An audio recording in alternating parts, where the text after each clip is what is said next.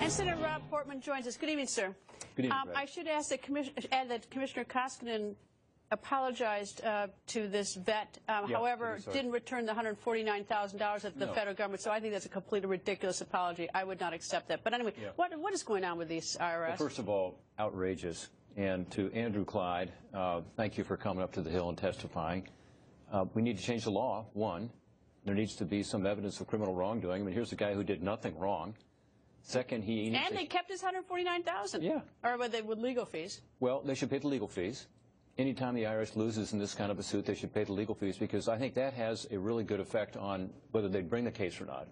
And you're a lawyer. You actually know how this thing works. Yeah, I mean, if the IRS knew they were going to have to pay the legal fees, it might help. But the legal fees will right away. I would then be paying the legal fees as a taxpayer, which I would gladly, I'm sure many taxpayers would, because this is a vet. But I mean, there's got to be something more. These sort of rogue agents doing this brutal thing, and what's with a prosecutor being involved in this? And this is incredible. Yeah, I mean, it is outrageous. And so in this individual case, yes, they should give him not just all of his money back. They should pay some kind of restitution.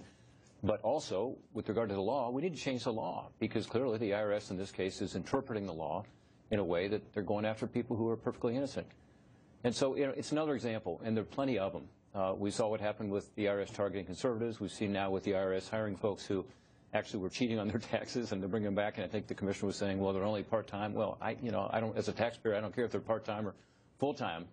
We can't cheat in our taxes. They shouldn't cheat on theirs. I appreciate the hearings on Capitol Hill, but I'm sort of over the hearings. I really want to do. In the sense that I want to see the Senate really do something. I'm sick of the hearings, and this poor man. That's just outrageous to do to him. Yeah. And another hearing isn't going to do it. There needs to be actions. When is there going to be action? When are you going to? By the way, the commissioner came to see us in the Finance Committee. I'm on the Senate Finance Committee, and this was last week, and he talked about the need for more funding.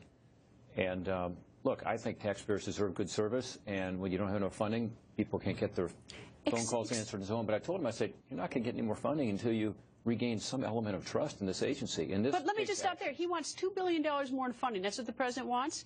If you go look at the records, there is $3.3 billion. It's $1.3 billion more owed by current federal employees in back taxes. So instead of asking the taxpayers to pay more, why don't you collect?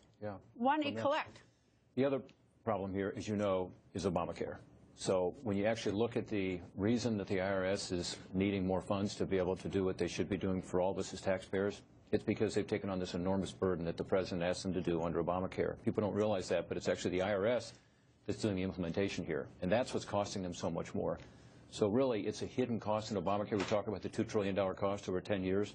It's really far more than that, because you can see it right now at the IRS. They don't have enough resources to be able to deal with people's questions about their 1040 because they're distracted on trying to verify incomes on Obamacare.